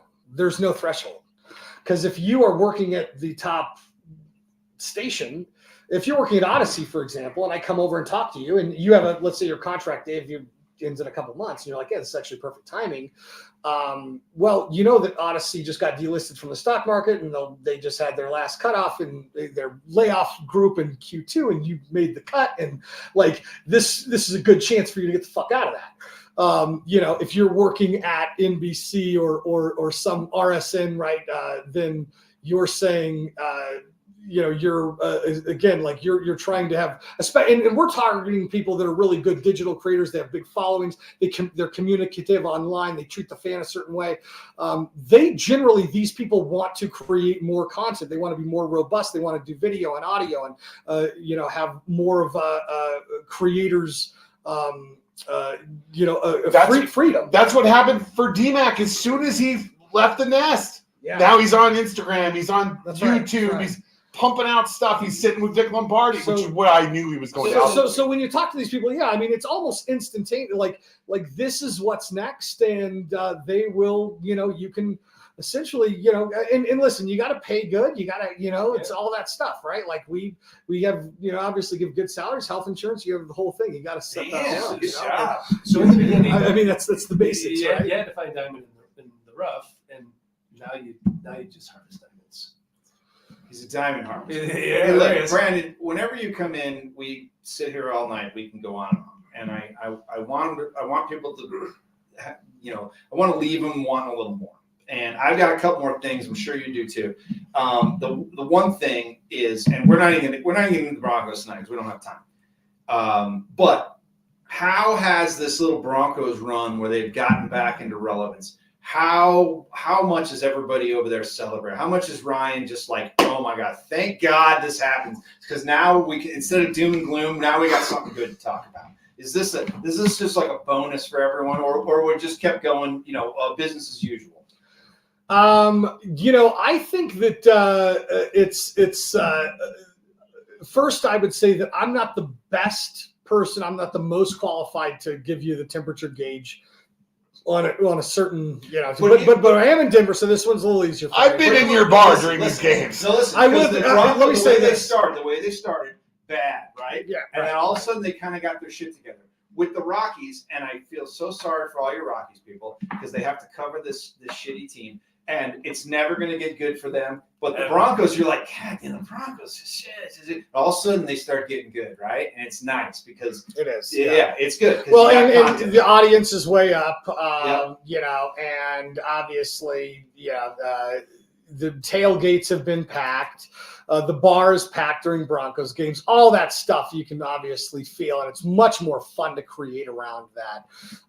I also, listen, these guys have been around the team a lot too. I think everyone's a little hesitant still to jump fully on and go like full, just to go full fanboy on it. As am I. I'm because still it gotta nervous. be- Hey, wins are wins. As long as they're winning, there's good things to talk about. There's no doom and gloom. I'm just saying, it's better to have a winning team. There's things to talk about if it's a losing team, but They're in second place. I know. I just thought, when we were like going to do this again, I said this is going to be great. The Broncos are going to be better. We'll come back. We'll do a thing for the Broncos season, and then they sucked, and I was like, God damn it! I go, this sucks because now we can't really talk about the Broncos because they're awful. Suddenly they're good. We got stuff to talk about. You guys got stuff. I don't really know if they're good or not, but it's no longer silly. It's better. It's no longer silly to talk playoffs. It's better than it's been. They are when they show those charts on the networks where they're like locked in the hunt. There's a little Broncos logo over there. In the hunt, they're in the hunt. Hit Brandon up with what you got, and then we're going to release him into the wild. I don't have a whole lot. I just wanted to ask you guys if you heard the new Judas Priest album. No, what's it called? I don't remember. Did we knocked out all of your talking points? Everything we got there. Okay. He had something about a DNVR like sexy calendar shoot, but I told him don't fucking ask about that. I go, he's not going to want to talk about that. That might be in the works. Totally off I know I heard two things today that you guys got to hear. Dolly Parton's got a new album of rock and roll covers, Yes, which will make your ears bleed. It's absolutely fucking terrible. It is the worst thing I've ever heard. She does a Journey song. She's got a duet with Peter Frampton. I mean, it's murder. That makes me sad. It's absolutely terrible. Fine. She can do it. Also, there's a new South Stands Denver Instagram account. I've been posting it kind of on my personal account, South Stands 303. I created a new one, South Stands That's not Denver. Constantly complaining about the homeless. That's people? not dealing with anything but this show. Okay. So, and that is an RSS feed on our new website. So check that out too. The new website's really, really dope. And southstandsdenver.com. So yeah, That's awesome. Let's get out of here. Brandon, we could talk to you all night, and literally we could go till like 12. Oh yeah, it was 12 gonna a.m. go Yeah, then. you didn't. Scott was supposed to hit me on the fundraising. You didn't. I got out scot free on that. So, scot free. Scott. I got out scot free. That's Oh, right. that was That's good. right. That was good. Well, here's to more fundraising. I hope you guys can get as much money as you need. It's not coming completely, Scott. Yeah, I hope Bill Romanowski gives you another couple million. We got something at the end, like we always do. Oh yeah. For Oh sure. yeah, here we Listen, go. Brandon, listen. Always a pleasure. It's been a while. It's nice to see you. I think I bumped into you at one point. Oh, I was going to talk to you about conspiracy theory. We can mention conspiracy theories. I dropped that book off. Aliens. You got the Ancient Aliens book. I love it. dropped off. Thank you Okay, so good. much. Yeah. Yes. I An dropped it off. an absolute world classic. Yes. Eric yes. Von Doniken. Eric Chariots of the Von Gods, whatever it Doniken, is, yeah. absolute It's legend. good stuff. Hey, listen, Absolute fellas, it's Thanksgiving. Oh yeah. It's Thanksgiving season. Sorry. I want to tell you, I am thankful for all of you. I'm thankful to each of you. I'm glad we got this thing started back up again. Absolutely. It means the world to me, and I'm having a great time. Brandon, all the best, all the success to you guys. You guys do a great job. Everyone there is wonderful, and I hope everything just keeps on rocking and rolling. And we'll be there to. Are you a Graham Hancock thumbs up or thumbs down? A what? On Graham Hancock. What's You don't know Graham Hancock? He's the ancient aliens guy. Well, right? no, not ancient aliens. He's he believes in the prior advanced civilization. So he's a polarizing guy in this world. Well, I thought since you gave me the ancient aliens, you know, I've laid out of the conspiracy ancient aliens thing lately, and I'll explain why after we're off mic. But I haven't followed as closely as I have in the past. So That's good. The next thing is the AI taking over the world. oh yeah, killing well, off we've humanity. seen Terminator. We've seen Terminator, right? We've all seen it. So It happens. Brandon, again, thanks for coming in. Appreciate your Thanks so time. much, It's guys. awesome. DNVR, folks. I mean, you know where it is. You know where the bar is. You know where the website is. You can find all those guys on there. They're excellent. So, good stuff. Until next time, this has been the South Stands Denver Fancast. Oh, We love you, Denver! Brandon's gonna take hey, us hey, out. you guys gonna sing this all? Let's go. You guys jumping in on this? Why We gonna- not? You jumping in, Colin? Why not? Ready for it? Do it. Oh, it's beautiful. The fact that I was singing this at like 10 o'clock at night was like ridiculous, right? Everybody was Kung Fu fighting. Those cats were fast as lightning. little Bit frightening. Extra timing. It's good stuff. There was Funky Chinaman in Funky Chinatown. Could you make this song now? No. there's no way. See So funny. Yeah. Right. We're good. He did it. Yeah, we're good. Take it down. Huh. So fast as lightning. Huh.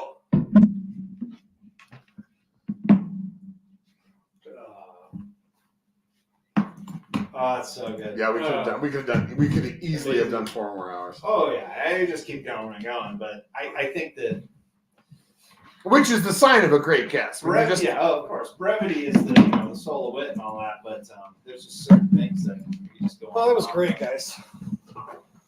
It's good seeing you, man. Oh, here, let me kill this. Oh, this is great to be in here. It's like old times. Same, but we did. We